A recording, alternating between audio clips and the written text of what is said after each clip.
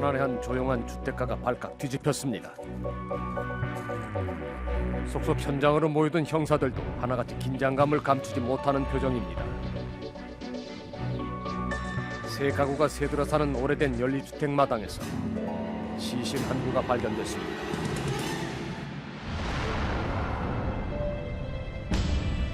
발바닥에 흙이 잔뜩 묻어있는 걸 보면 여자는 누군가의 공격을 피해 정신없이 여기까지 달려나왔던 걸로 보입니다.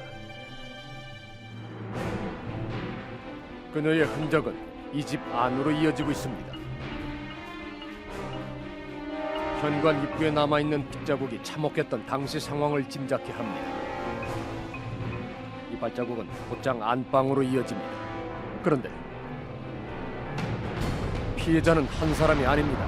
안방에 또 다른 여성이 숨을 거둔 채 쓰러져 있었습니다. 그날 이 집에서 흉기에 찔려 사망한 두 여인은 서로를 의지해 살아가던 어머니와 딸이었다고 합니다. 곁에서 본 그녀와 어머니는 가난했지만 유일한 가족인 서로를 위해 필사적으로 살아온 사람들이었다고 합니다. 어머니가 식당이며 과수원으로 일을 다니는 동안 연지도 대학 내내 아르바이트를 놓지 않고 어머니를 도왔던 착한 딸이었습니다. 함께 목숨을 잃었지만 어머니는 죽어가면서도 딸을 지키기 위해 범인에게 힘껏 저항했던 걸로 보입니다. 그녀의 손바닥에 남아있는 크고 작은 상처들이 범인과 그녀 사이에 있었던 일을 말해주고 있습니다. 그렇다면 사건 현장에는 범인의 흔적도 남아있을 가능성이 큽니다. 현장에서 채취된 혈흔만 무려 160여 점, 그 외에도 모녀가 아닌 제3자의 지문 한 점과 범인의 것으로 보이는 족저까지 발견됐습니다. 게다가 결정적으로 착오로 사용하던 마당 비닐하우스 뒤편에서 범인이 버리고 달아난 흉기가 발견됐습니다. 이때만 해도 범인을 잡는 건 시간 문제인 것처럼 보였습니다. 그런데 범행에 사용된 흉기는 물론 감식을 의뢰한 160여 점의 현장 증거물에서도 범인의 흔적은 발견되지 않았습니다. 안방의 손잡이에서 나온 유일한 지문의 주인도 이 집에 놀러 온 적이 있는 어머니 지인으로 밝혀졌습니다. 범행이 일어난 그 시각 알리바이도 확실한 인물입니다. 이른바 천안모녀 살인 사건은 그렇게 미궁에 빠지는 것만 같았습니다. 그런데 집 뒤편에서 채 마르지 않고 고스란히 원형을 유지하고 있는 수상한 배설물 한 점이 발견됐습니다. 이건 범인 거다. 누구래도 그렇게 힐이 딱 오는 거예요. 경찰은 이것이 범인의 지심을 직감했다고 합니다. 주변을 지나갔던 행인이 볼 일이 급해 찾을 만한 장소는 절대 아니라는 얘기입니다. 게다가 그 옆에는 희미한 발자국이 발견됐습니다. 발자국은 옅은 물결 무늬를 하고 있습니다. 그런데 이 모양이 낯설지가 않습니다. 그것은 방 안에서 발견된 피 묻은 범인의 발자국입니다. 한낱 배설물을 황금 같은 단서로 둔갑시키는 일은 결국 자신들의 손에 달려 있다는 것을 그들은 압니다. 보름 후 만일 기적처럼 범인의 DNA가 나와준다면 그것은 안타깝게 목숨을 잃은 모녀 살인 사건의 범인을 증언해줄 유일한 증거물이 될 겁니다. 그런데 그 무렵 경찰로 한 통의 중요한 제보 전화가 걸려왔습니다. 제보자는 죽은 어머니와 절친한 사이였던 동네 주민 천 씨였습니다. 그 앞집 사는 남자애가 장갑 같은 뭐를 저기다 버리고 가더라. 피 묻은 것 같은데 뭔가를 버리고 도망가더라. 천 씨는 사건 당일 아침 모녀의 집에서 나오는 수상한 남자를 우연히 목격했다고 했습니다. 다름 아닌 모녀의 이웃집에 사는 세입자였습니다. 제보가 사실이라면 뜻밖의 수확입니다. 때마침 국과수 측에서 감식 결과를 알려왔습니다. 학설적으로 아니다. 그래서 우리 이제 형사들 간에도 DNA가 나온다는 형사, 안 나온다는 형사 반반했습니다. 형사들이 내다본 확률은 반반. 과연 범인의 DNA는 검출이 됐을까? 정상적인 사람들은 용변에서 거의 안 나오는 게 학설적으로 학설인데 대변에서 나옵니다. 부패하지 않고 남아있던 극미량의 DNA를 찾아낸 겁니다. 미제로 남을 뻔했던 모녀 살인 사건의 진실이 드러나는 순간이었습니다. 그런데 그 결과가 뜻밖입니다. DNA 대조 결과 유령 용의자였던 모녀의 이웃집 남성과는 일치하지 않았습니다. DNA가 지목한 범인은 바로 경찰에 중요한 제보를 해온 목격자 천 씨였습니다. DNA 결과가 나온 직후 경찰은 천 씨의 집을 압수수색했습니다. 이때 천 씨의 집에선 웃지 못할 증거물이 하나 나옵니다. 범인이 뒤처리를 할 때 사용했던 이 버려진 신문지의 날짜가 천 씨의 집에서 나온 신문과 똑같았던 겁니다. 중간에 사라진 페이지 수까지도 정확히 일치했습니다. 허위 제보까지 해대며 끝까지 잡아대던 천 씨는 그제야 범행 사실을 털어놓았습니다. 놀랍게도 죄 없는 두 사람을 한꺼번에 살해한 동기는 아주 사소한 앙금에서 시작됐다고 합니다. 한때 천 씨와 숨진 연지 씨 모녀는 바로 옆집에 살던 이웃 사촌이었습니다. 사람 좋은 얼굴을 하고 있었지만 천 씨는 절도 전과만 무려 14범인 인물입니다. 천 씨가 교도소를 제 집처럼 들락거릴 때마다 혼자 굶고 있던 천 씨의 아들을 남몰래 돌봐준 사람이 바로 연지 씨 어머니입니다. 천 씨에게는 둘도 없이 고마운 사람이었습니다. 천 씨가 그런 그녀에게 앙심을 품게 된 것은 동네 사람들이 자신의 전과를 알게 된 직후부터였다고 합니다. 연지 씨의 어머니가 자신을 험담했다고 생각했단 겁니다. 고작 그런 오해로 그는 은인과도 같았더니와 또 아무 죄 없는 딸의 목숨까지 빼앗았습니다. 그런데 그는 왜 범행을 저지르고 달아나는 순간 현장에 이런 배설물을 남겼던 걸까? 내가 잡히지 않기 위해서 되게 그런 게 아니고 그 장이 안 좋으니까 일단 배변을 봐야 되니까. 범행 당시 그는 위장 질환을 앓고 있었다고 합니다. 불가피한 행동이었겠지만 이것이 자신의 발목을 잡을 것이라곤 아마 상상조차 못했을 겁니다. 이 사람이 교도소 징역 사는 것이 17년을 살았어요. 17년. 지금 우리나라의 그 DNA 과학 수사가 그 정도까지 이르는지는 몰랐던 거예요, 이 사람이. 저 대변이 처음엔 등한시 됐다가 나중에는 이제 범인 검거에 주공이 된 거죠. 효자놀이를 한 거는 저 대변이 아닌가. 극적으로 DNA가 나오지 않았다면 모녀의 억울한 죽음은 지금껏 미제로 남아 있었을 겁니다.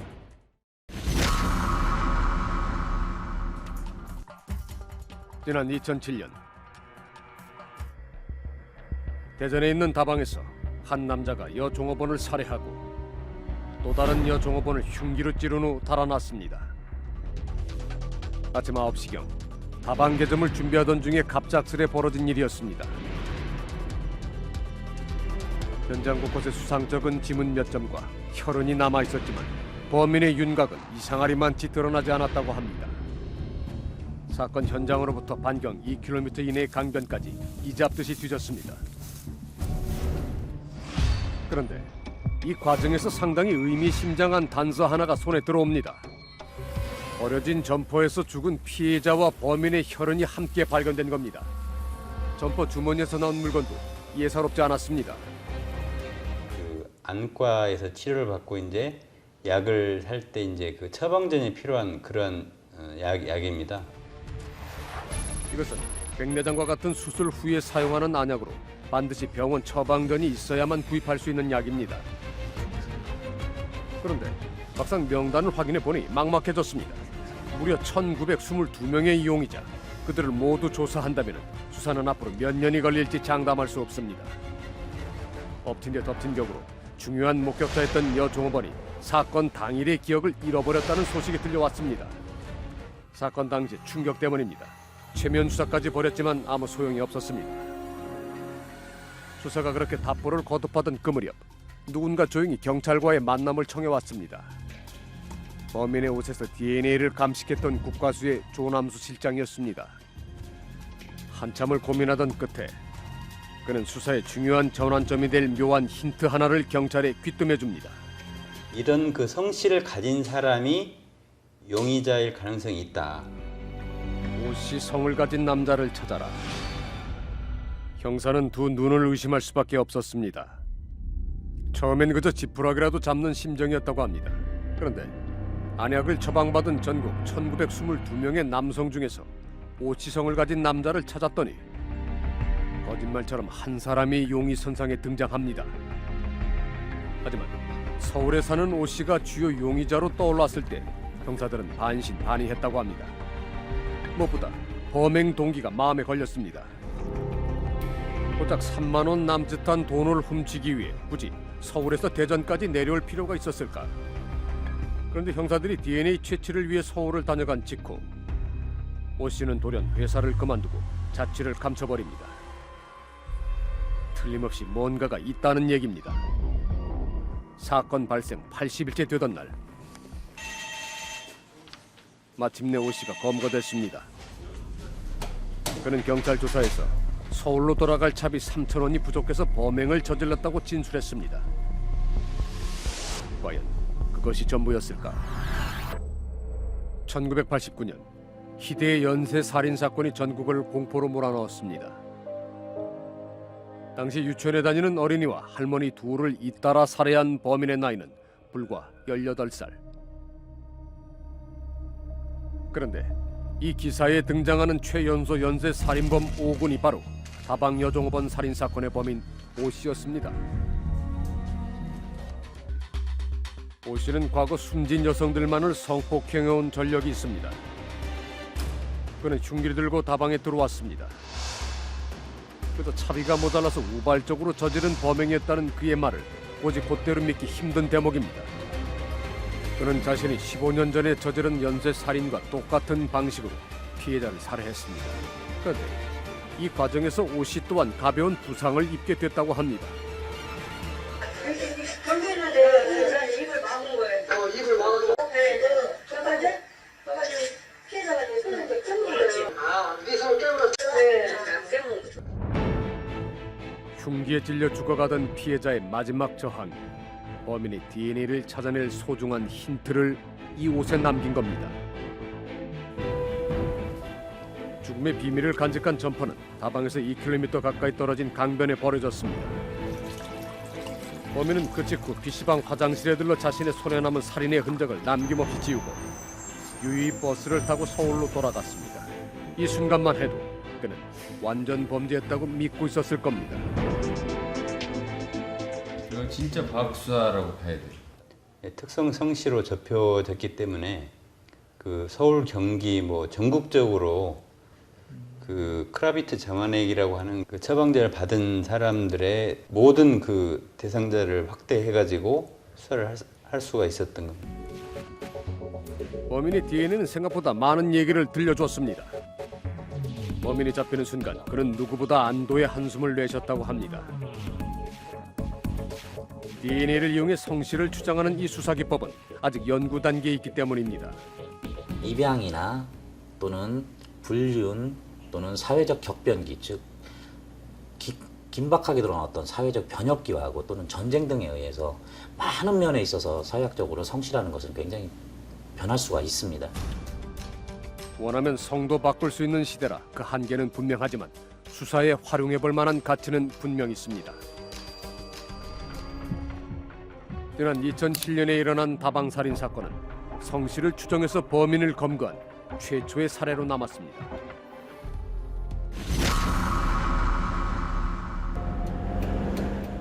아시안게임 개막을 하루 앞뒀던 지난 1986년 9월 19일 사건은 시작이 됩니다. 인근 마을에 사는 71살의 이씨 할머니였습니다. 사인은 목조름으로 인한 질식사. 범인과 몸싸움을 한 흔적이 역력했고